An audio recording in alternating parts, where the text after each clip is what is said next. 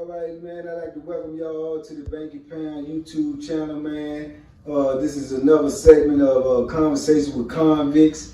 Today, I'm going to be introducing y'all to a good long friend of mine, man. It's been a friend of mine for over 25 years.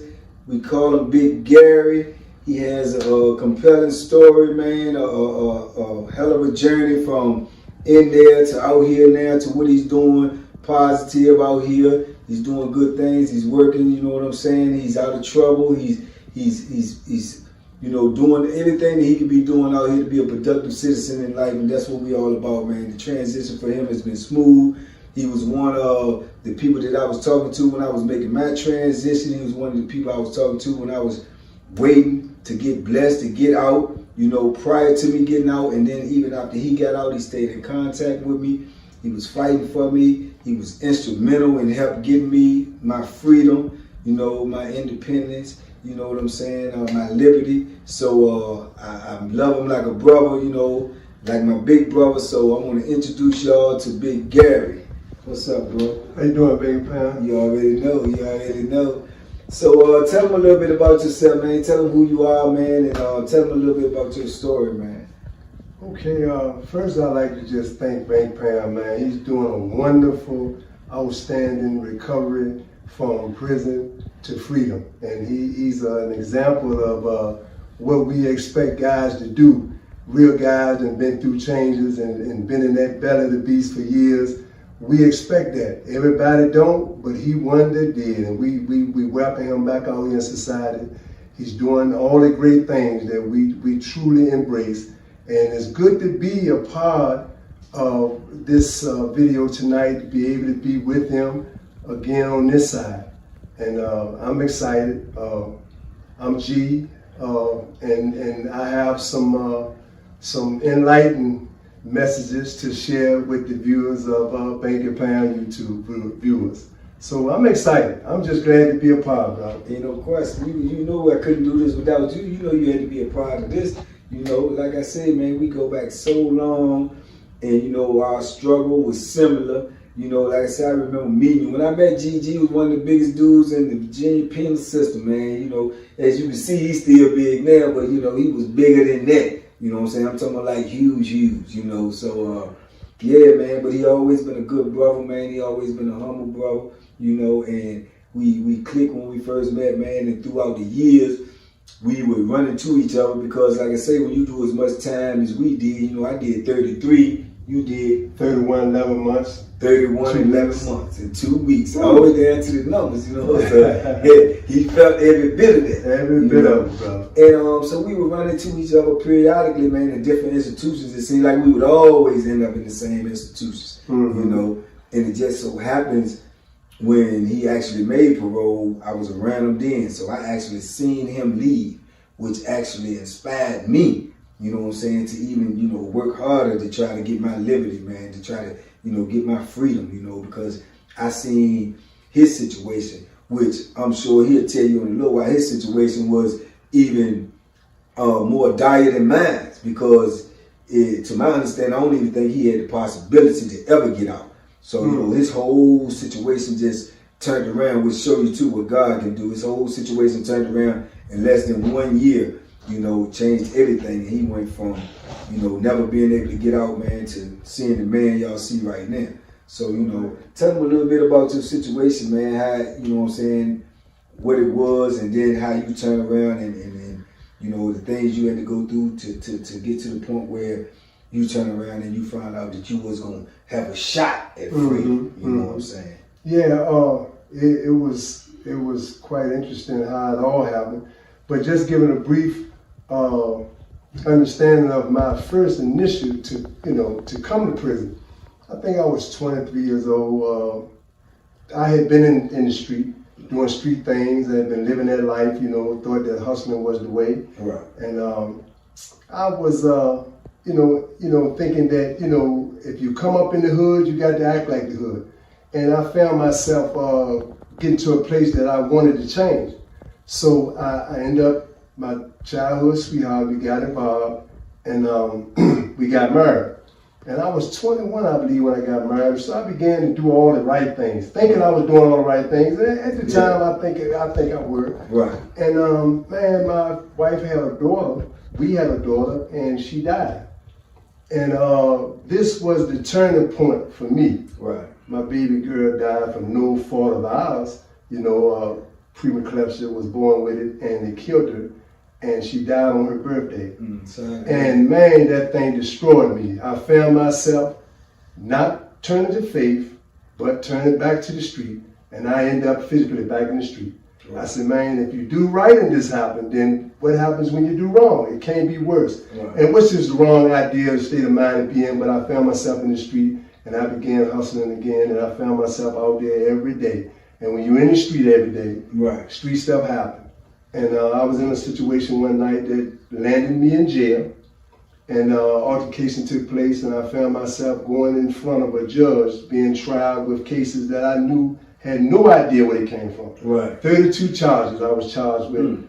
Of course, none was any raping or child molesting or murder, but there was charges that I had no idea how I got it. Right. But I had that mindset that, man, I'm angry and I'm in society. I'm in the street. I'm young and I'm doing what street stuff, I'm involved in the street stuff. Right. And like I said, I'm in trial, and I heard the judge say, this guy is a menace to society because his behavior is truly not manageable.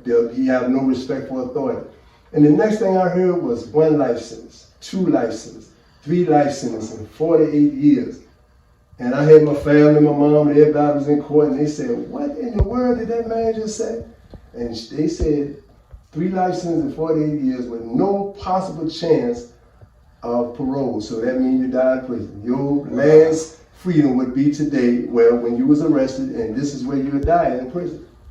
And I was sentenced to 3 life sentences and 48 years for a bunch of charges, and probably 20 of them is something I had no involvement in. You was 23? I was 23 years old. And I went to prison, and of course, when you approach a prison setting with the mindset that this is where you will now live forever, right, then you got to find a way to adapt to that type of environment. Absolutely.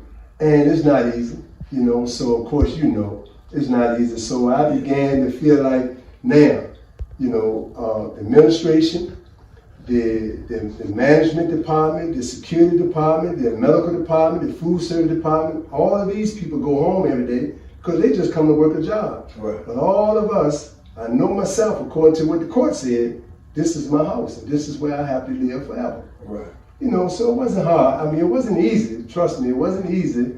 But we, you know, I had to find a place that I either need to deal with this, try to manage it, or do I still have a glimpse of hope that I may get my freedom, or how I need to approach this?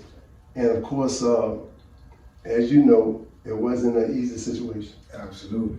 Because I tell people all the time, man, prison life is a whole different animal, man. And it's like a microcosm. It's like a world within a world. Mm-hmm. And you have to actually be in it to understand the way that you're gonna have to adapt and live in there. When, like now, I'm sure you thought of this because you've been out here longer than me. Mm-hmm. But when you get out here, when you in it, you can't really see it. You know what I'm saying? But when you get out here, you actually can see, man. We actually had to live like savages, man, because of the way we was treated, the way we was fed, and the way that we had to survive. Yeah. So we was actually not living, man, like normal human beings. Exactly. You know what I'm saying? Because of our situation. Yeah. So you have to adapt to that, though, because if you don't adapt to it, you're gonna get gobbled up. That's so, right. You know what I'm saying? We had to adapt to that, and you had to go through them changes. I had to go through them changes for us to survive in there, man. But like I say, by the grace of God, man, and by faith and people just believing in us and you believing in yourself, you maintain your sanity, man, which to me is the number one thing. Exactly. For somebody to be able to, because you know it, like I know, we have seen people that's totally saying nothing wrong with them at all, and they lose their mind. They lose their mind. They lose their mind. That's right. You know, that environment, not to cut you off, that environment will perpetuate a mind to fall and give up. because of the things that you experience every day. It will kind of almost entice you, or ignite you for falling, for giving up. Absolutely. It don't have a lot of times every day you'll wake up and there's something that will happen in that prison setting that makes you say, man, is it really worth trying to make it to tomorrow? Tell them, I know what I mean? I've said that. It's something that will go on. You would have the best 2 or 3 days in a row, and you'll say, man, I'm gonna try to make it. And then all of a sudden, something will come your way, and you'll be like, man, this is crazy. Yeah. How do you deal with this? You literally ask yourself, or you have to tell yourself, when you in situations like you was in situations like I was in, you have to say to yourself, man, I want to keep going through this, man. Do I even want to keep going through this? So like I said, it has to be a resolve that's inside of you to tell you when you have to. Whether you want to or not, you have to. That's right. And just speaking of this, it just made me remember, like when we was both at Nottoway waiting to try to make parole, and then you ended up making it, and then, I ended up making it. But when you're talking about depression and the things that you can go through, it just brought up in my mind. Did you remember Pac-Man? Yeah, exactly. That's a prime example. That dude, man, used to be on the maintenance crew, and he was always smiling, always had a smile on his face, always laughing and having fun. And right before or right after I left, you had already gone. Yeah, right after I left, when I was in the entry, then I got the word that he just abruptly just hung himself. Out of the blue. Yeah, hung himself. And you would never expected that. I didn't see it at all. When they told me, I was like, what? Yeah. I said, the maintenance guy, Pac-Man, it was like, yeah. Yeah. He said he dead, man. He hung himself. Yeah. Because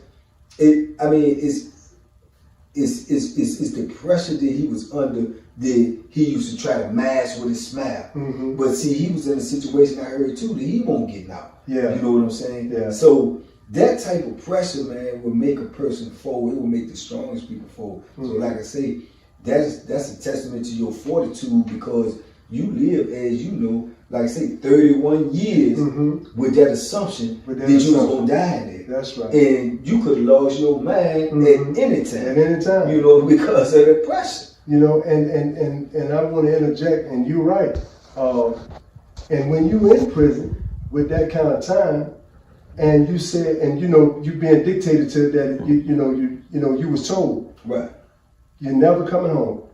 No chance, no possibility of parole. Yeah. Now you have situations that happen, that life goes on in your family, and I recall when my mother passed away, and I said, man, hold up, and it was like, I felt like the anger was so great that I feel like I felt like I had to react. Right, if anything just happened to happen today or go wrong, I gotta react. Right. I gotta express this anger some kind of way. Right.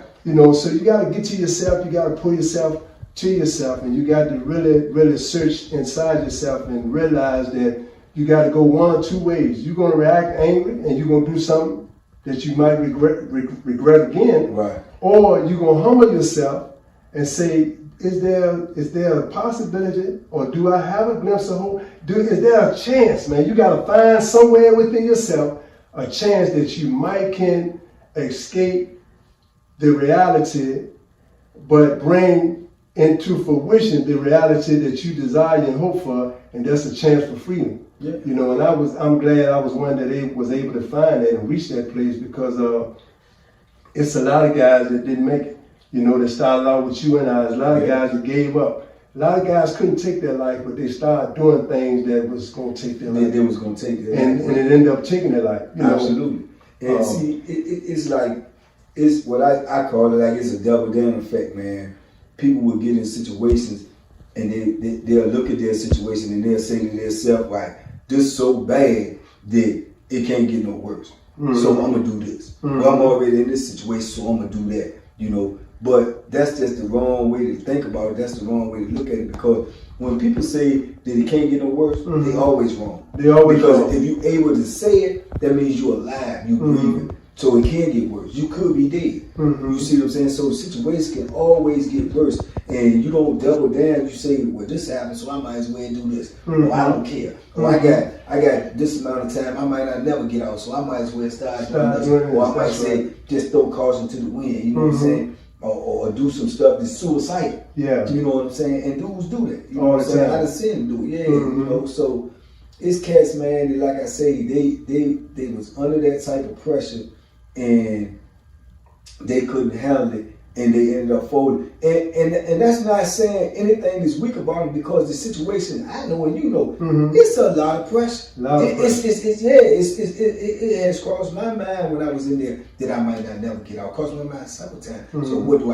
I had to come to myself and say, well, I want to keep going, or I want to keep on fighting. But it was times that I wanted to give up, you know what I'm saying? But I just had so many people that was behind me, so many people that depended on me, so many people that loved me, that I couldn't give up. You couldn't give up. I couldn't give up. That's right. You know what I'm saying? But the pressure will make you want to give up. So I don't want nobody to misinterpret me saying that the dudes that did take that route, that they any type of weaker than anybody else, because like I say, the pressure is so, you know what I'm saying, big that, man, it takes a lot to make it through. And you ain't just gonna make it through yourself. I mean, me personally, I believe you need people. Yeah, you need that support, man. That support is necessary. You know what I'm saying?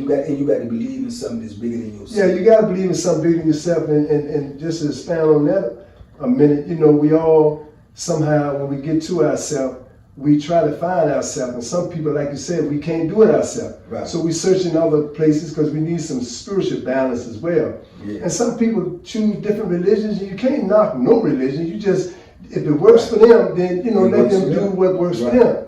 You know, but a lot of times we find ourselves, especially when the midnight hour come, and all the cells is locked, and the lights get dimmer, and you find yourself, all you hear is keys turning.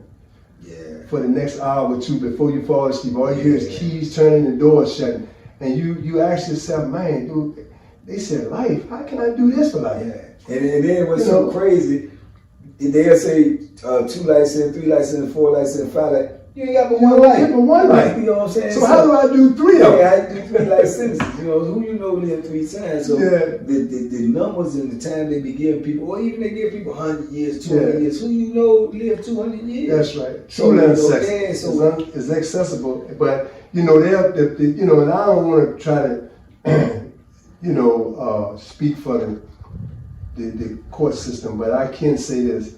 You know, a lot of times the mindset when they said life, they double the life sentences up because they want to kill any possibility of you getting out. Of you ever getting out. When they said 3 life sentences, they said, well, he might get 1 overturned, but not 2. They said, well, he might get 2 overturned, but they're not going to let him overturn 3. You know, so when they give you that time, they have it in their mind that they don't never want you to get out. They don't want you to come home ever again. And you know,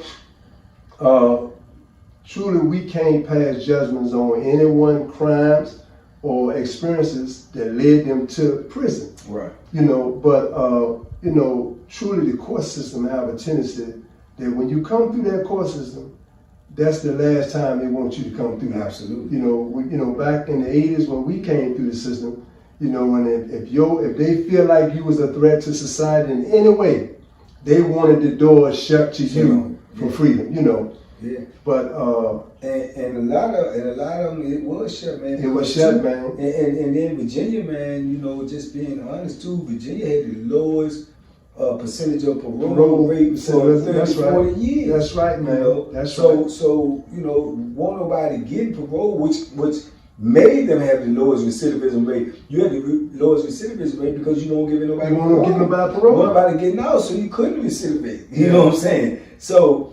Yeah, but that changed, man, during the time, man, that, like I say, when we really needed it, we was already at 30 plus years, and situations started changing, man. And telling people, man, like, you know what I'm saying, when you got to the point, man, when you know, you start getting word that you may even have a chance to start going up for parole, to possibly see freedom. How was your mindset then? How was you feeling? You know, I know, because I used to talk to you about it. You know, I was talking to you about it. I remember, you know what I'm saying, when you was telling me, man, like, look, man, I think I might get a shot, man. Yeah. I remember that conversation, standing on that gate, talking to you about that. And I was like, yeah. He was like, yeah, man, I know something soon, but I might get a shot, man. So tell him how you was feeling when you got that news, and you know what I'm saying, what was your mindset then? Well, you know, when I go back to initially getting a letter from a fella that had got out 11 years prior, you know his name, and he had been out in society. Yeah. And he had shout out brother Eli. Brother Eli. We thank you, Eli. Yes, sir. I definitely thank you. Yes, sir. Yes, sir. You know, he sent me a letter, and I was at the worst prison in Virginia, Red Onion. Yeah. And you know, and my situation was kind of, you know, looked bad. You know, I was not only serving 3 life sentences, 44 years with no possible chance of parole, right? But you know, the institution considered my behavior to be incorrigible, so they transferred me up to a higher level to Red Onion State Penitentiary. That means that's a prison that's basically designed for people that they feel like worst of the worst. Yeah. You know, and I was at Red Onion. I didn't have any charges to get to Red Onion. They just packed me up one day and shipped me. And I said, okay, I'll go to Red Onion for the second time. And so I was at Red Onion. I was sitting in the cell, and I still had no possibility, no chance, no thoughts. I didn't have anything, no loopholes. Everything was shut off for me. I had no idea how I was going to get out of prison, or if I would ever get out of prison. Right. Or would this be my dying ground like it had been so many others. And one day I was sitting on the bed, and I'll never forget, mail call came, and I got up and got my letter, got my mail from the officer. And it was a letter from Eli. And Eli said, hey man, you know, just been thinking about you, and I've been out here, you know, for some years, but I had heard from him prior, but I hadn't heard from him for months till I got this letter. And he said, man, I ran into some people, man, that I'm thinking that might could help your situation. And I'm reading the letter, and I'm saying, help my situation. You know, so I continued to read the letter, and he said, man, look, send me some of the things that went on in your initial case and when you was first convicted and sentenced. And I said, no, can't nobody help me, man. I'm, you know, only God can help me. Right. You know, not thinking that, man, God come through, work through me, you know, and anybody. So I read the letter, and I folded it up, and I started thinking, I said, man, what can he really do? So I wrote him back. And then he wrote me again. He said, man, just send me a brief, you know, acknowledgement of, you know, what your cases consisted of, your convictions, and your sentence. And I sent it to him. But in the same time, and maybe 3 months later, I got transferred to Norway. That's when we ran back to each other. And I told you, I said, man, I've been getting some mail, man. I don't know, anything might happen from this point. And then I received another letter saying, draw out a blueprint, something like a petition, and speak about everything that happened in your case and what your desires is and why you think you should receive your freedom. Right. And I did that and sent it to that man, And weeks, maybe about a month or so later, I get a reply saying that I have somebody that's willing to help you. And, you know, I want you to write out like a petition, another petition, but do it in the form of informal purpose, like you submitting a request to the court for a retrial. Right. But I want you to send it in form of a request for freedom that you have already served your initial sentence, 30 years. At this time, I had served 30 years, no possible chance of freedom, no way of seeing any way I could get out of prison. But I knew I had changed and I was ready for society. Absolutely. I was fed up with prison. I'm talking about I was fed up with prison. I felt like I had paid my dues. I was getting headaches every day, man. I want to go home to my family. Absolutely. So I didn't know how I was coming, but I knew, man, something got to happen. Yeah. And then I got a letter back saying, your name has been submitted. Man, we got some people that's willing to campaign in your behalf. Right. And maybe 9 months later, I was in society, home. Unbelievable. You know, not before some other bumps and bruises, but of course you're aware of that. The day that I was told that I had made parole, the very next day I was told that I had stage 2 cancer. Wow. So I didn't tell anybody. I went to my cell and I said, hold up. I just got a message yesterday that I had made parole, something that the whole Department of Correction is hoping and praying and anticipating. Right. And I was told I was granted parole. Right. But then today I was told that I was granted stage 2 death sentence with cancer.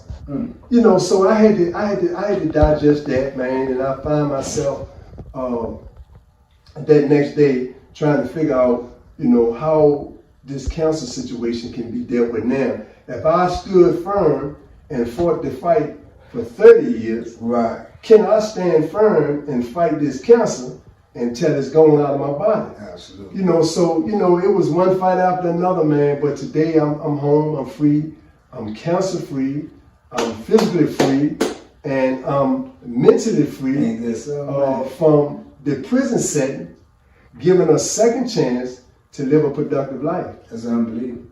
That's unbelievable. I remember, man, like I say, I remember all of that, because like I said, I was right there.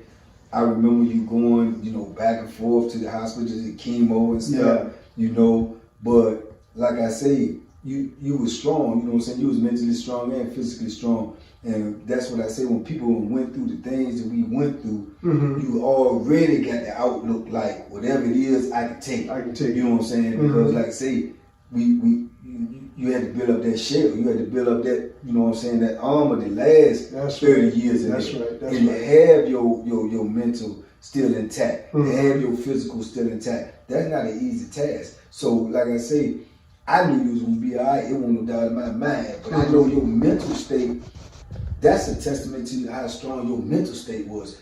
Because you get this news, this day is the greatest news that you could possibly have in this situation. Yeah. And then you turn around and get this news, day out. And that's a balance right there that most people can't deal with. Because the average person might say, well, man, as soon as I get my freedom, then this happens. Yeah. You know what I'm saying? So what do I need my freedom for if I got this? If I got cancer. You know what I'm saying? So yeah, most people can. But like I say, I believe too, me personally, you know what I'm saying? Like your mental, the way you feel, when you project, that's why I always talk positivity. When you project positivity, when you project those type of emotions and things out, that positive energy, I believe the body heal itself. You know what I'm saying? The body heal itself. So you probably already started healing before you had went to get the chemo. Because you already was excited and pumped up about your freedom. Your pending freedom. That's right. It's right here. Right here. You know what I'm saying? That was so long. Yeah, and man, I can remember, man, talking to you, man. I remember when I got the news,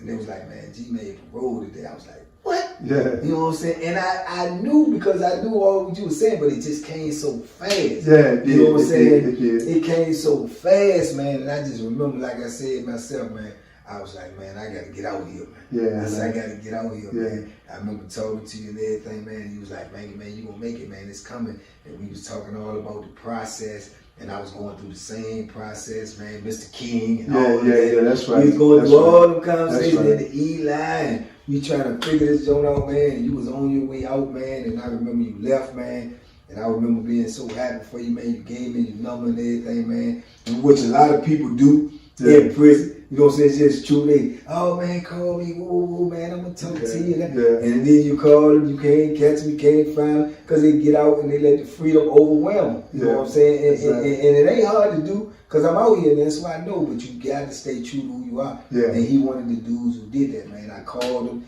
He answered, man. I got to talking to him. He got to telling me the things that was going on in his life, how good it was to be out here in this free world. And, man, he was just telling me, man, I'm going to be here too, man. Just let me know, man. And he started working with me, man, and giving me information. And him and the other brother, Eli, other people, man, they was instrumental in helping me to stay focused, man, to get out there, man. And I see, when you see people that get out too, and they get out and they start doing things that's productive, and they start transitioning, and the transition is not that hard. Because like like I know a lot of people, when we was in there 30 years, you see come back. First thing they holler is, man, it's hard out there. You know what I'm saying? So I used to be like, man, how hard is it? You know what I'm saying? It's hard to get out. Yeah. You know what I'm saying? Yeah. So That's the hardest part. Yeah. So when you see people that do go out there, they do be successful, they do, you know, get out here and get jobs and you know, get family oriented and do things that's positive, you be like, man, oh, I know him and he did it, I know I can do it. So it just give you more encouragement. Mm-hmm. So when I was talking to you, man, and I was seeing all the things you was doing, boom, you got a job, boom, you got another job. Man, this is going on there. I said, man, you know, so that just give you more fuel to fight your fight. Yeah. You know what I'm saying? So yeah, that's how instrumental you was to me, man. Staying focused and trying to get out, man. You and a couple of other brothers, man, but you was right at the top of that list, man. That's why I told you. I said, and true story. You the first guy I called outside of my family when I was free. I called you on the first day. So you know what I'm saying? So yeah. So that just let you know, man, that's how much I appreciated you and everything, man. And then like say now, man, to see you, I still appreciate, man, what you doing, man. You staying focused, man. You looking good, man. You working, you know what I'm saying? You got your life going on. After all of that, man, to fast forward to where you is now in your life, what you doing, man, and how you feel about life and your freedom, man, and what it means to you right now.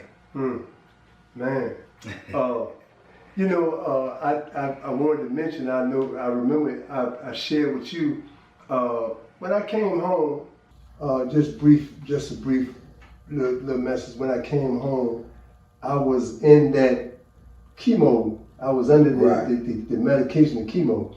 So my freedom, you know, I felt the impact of my freedom, but when the day that they told me I was going home, I was under the treatment. I was in MCB, cancer unit, and I was getting 2 different kind of chemos. Right. And I just want to, you know, let the people know that it's not always a death sentence. And you never give up on hope, because some kind of way something can happen. Right. But people counted and it wrote me off. And when I, you know, a lot of people thought I had died in prison because I had been gone so long. Right. And then when they heard that I may have had cancer, they thought I was going to die before I get my freedom. You got out. But I wanted to say the day that I came home, they didn't pick me up from prison. They picked me up from the prison ward in MCV hospital, cancer unit. And I didn't even know I was coming home. I was laying in the bed and I had a port in my chest, you know, and the port was pumping in a chemo called doxorubin. And I had a syringe in my arm that was pumping in a chemo called dioxazine, right? So I was taking 2 different chemos. They was trying to, you know, kind of make the tumor that I had called liposarcoma tumor in my leg. You remember how we used to do squats so much, leg lunges, and you know, and you know, some kind of way I injured my knee, and I didn't go get any medical treatment, and the fluid leaked off my knee into my femur tissue, and it created a cancer, which turned into a tumor and got bigger and bigger, and that's what I was dealing with. But anyway, the day that they came in my hospital room and said, man, get up out of that bed. You know, it's 6 o'clock in the morning. Yeah. And you know, and I'm you know, just laying there, and I got the chemo running through me, and the guy that came in was the superintendent of the prison medical ward at MCV. He said, man, get up, man. You got some better things to do than lay in that bed today. And I looked up at him, and I turned my head like, you know, man, I don't want to hear that right now. You know. So he said, man, get yourself together, man. Some people here to pick you up. And I said, people here to pick me up. So, you know, like I said, the chemo kind of how you know, on like a low sedated level, and your energy level, and you looking at him. I'm looking at him like, you know, what are you talking about, sir? He said, man, get up, man. Some people here to get you. So I started moving around and getting up, and the people walked in the door, and they say, man, your family is waiting for you at the institution. We tried to let you go home from here, but you got papers to sign at the institution. And I said, let me go home. I said, I go home today? He said, you go home today. Wow. Man, I jump up out that bed and start taking the IV, and they said, hold it, let the nurses do that. So make a long story short, energy level went straight went straight to the roof. And so I go down, I get in the car, and I go back to the institution, and I'm looking around in the parking lot, and I'm trying to see where my family at. Right. And I go in, had to sign some papers, and before I went home, before I came back out to go home, I got a chance to see a lot of the brothers that were still fighting that fight. Right. A lot of brothers that was looking at me, was hoping that I was getting better, right, as far as my medical status, but they knew that I was, and they looked at me and said, man, they said you was going home. I said, they brought me back here. And they were so happy for me to go home. Right. I mean, they was hoping that I was getting better health-wise as well. Right, right. And I came in, and they allowed me to say my last goodbyes to the brothers, and then I went up front and I went home. But when I came home, man, it was I was fighting through the medical process, but I seen my family, and it was a day that I thought I'd never see. Yeah. You know, I mean, all my family was there, man. My brother Lionel, Wayne, and Calvin, everybody was there. You know, and you know, all of my nieces and nephews and everybody came to support me, and I didn't. The impact of my freedom didn't quite hit me because I was still wrestling with how you stay healthy for 30 years. Right. And, you know, because the cancer came my last year in prison. Right. How you stay healthy for 30 years and hoping that you know, there's some hope for you somewhere that you right. will regain your freedom one day, and you want to, you know, kind of feel like you've been taking care of yourself, you're doing all the right things, right, and right. You know, you're fighting through all the spirits and the different stuff that kind of try to pull you to that behavior situation because of the anger and all the things that you encounter throughout your prison life. Right. You know, the segregation, the investigations, strapped to the beds. You know, we done been subjected to all that. Everything. You know, and I finally got my freedom, and that day came. So, you know, then the reverse started playing.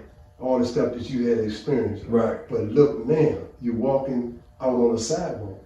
And so, you know, I began to embrace my freedom, but I still was fighting the cancer. You know, but man, I went through the chemo sessions for 7.5 months, went through the radiation system for 7.5 to 9 months, I believe, 9 sessions, 11 sessions of chemo, and then I had surgery. And the doctor told me, said, man, your surgery was successful. You have a 3% chance of cancer ever coming back in your body. Go ahead and live your life, man. Wow. You know, so, man, I embraced freedom, man. I know that's you know, after 7 months, I was home. I met a young lady, beautiful young lady that, you know, today is my fiance, and she has been a great inspiration to me. She has given me the support that I need. Absolutely. She has pushed me, you know, and told me that, you know, your life probably was over then, they said, but your life was not over, and you're not over now. Go ahead and live your life, do the things you gotta do. So my message has been to the brothers in prison, don't ever give up. Absolutely. No matter how bad it looks. Yeah. I've been in the worst situations. Yeah. You remember situations I had with administration, altercations with dogs stole on me and tried to attack me and strapped to the bed from days at a time, and you know, and I don't care how bad it look, you can't give up, because if you really, really continue to fight, you know, I remember the song the young lady made that you can't see better days until you make it through the night. And every situation I was in, I used to always say, man, I gotta give up. I gotta go out. I gotta, you know, they gonna have to kill me tonight, or I don't know how it's gonna turn. Right. And then that song play in my mind. How you gonna see better days if you give up tonight? That's right. You gotta make it through the night. Yeah. You know, so that's what I had to do, man. I remember one of them sayings like that too, man. They say never give up because the finish line could be right around the corner. Right around the corner. You just can't see it. Yeah, you can't see it. You know. You know what I'm saying? So yeah, I know, man. Like I say, I know your transition, man. I know you. Like I say, I know what you've been through. I know that, you know what I'm saying, the depths of it, man. Mm-hmm. And I know you giving them the surface stuff, man. But it's hard in there, man. Yeah, it's hard. When you living that type of life, it's hard, man. And it's even harder to, like I say, to maintain your mental independence, man. Yeah. You can just think and say, I'm gonna hold on. I know it's gonna be better, and not listen to everybody else thinking for you, telling you your life is over, telling you that you know what I'm saying, this is it for you. You have to think beyond that. You got to think beyond that. You got to think beyond that. And not to cut you off, but that's where your family, the families we have, support other families. Families, don't give up on your loved ones because you know your loved ones. It might have been a behavior that led to that criminal behavior that led to him imprisonment. But don't give up on him, no matter what he did, because mistakes happen. People do things, and you know sometimes we don't know what no one crime is. It don't even matter at this point.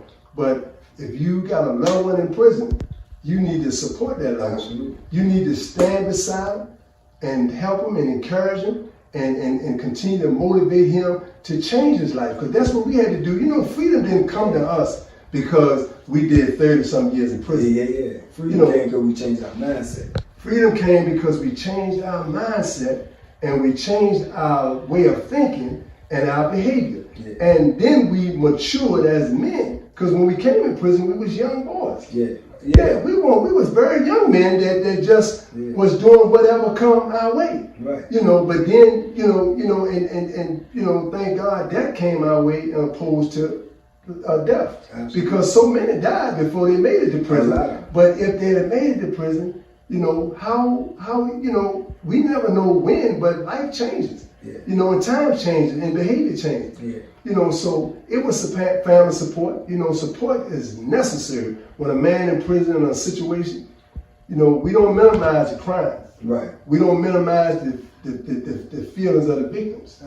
We don't minimize that at all, but we do support our loved ones who made that mistake. And you got to look at it like too, you can't turn your back on your family. You can't turn your back on, because if you turn your back on your family, who else they got? Who else they got? And then you got to realize whatever they did to go to prison, that do not define them. Because they were somebody before they did the crime. Was they that person, or they the person now that did the crime? And then they will be somebody after the crime. You see what I'm saying? So you go into a situation being somebody and you do something, and that defines you for a certain period of time, but you can overcome that. You can redefine yourself. You can become better. You can think better, so you'll do better. You know what I'm saying? When you know better, you will do better. So once a person learns to do better, man, then you can see a transition in their whole character, who they are. And like I said, when we went to prison, we had to transition then to become something to survive in prison. So then we had to become something else to be able to try to get out of prison. That's right. So it's a transition always happening in a person,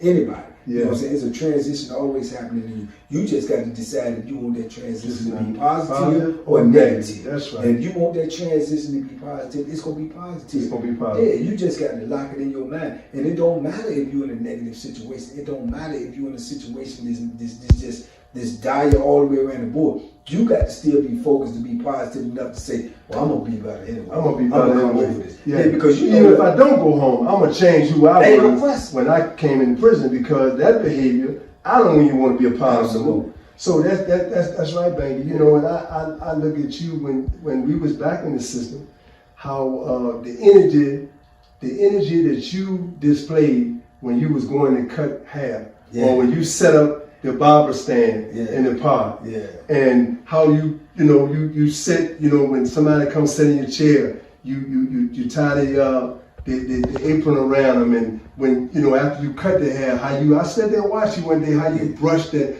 excess hair off the head and put the pile on the brush and clean the clippers. And I said, this man is serious about this. You got some guys in prison, they just trying to hold a job, but then you got some people that has a craft. And I noticed your craft for cutting hair, and then I know your history about boxing. And them type of behaviors, that showed the change in you. And that showed how you develop patience, how you develop, stamina and your consistency. You need stamina in your consistency. Some people do things for the moment.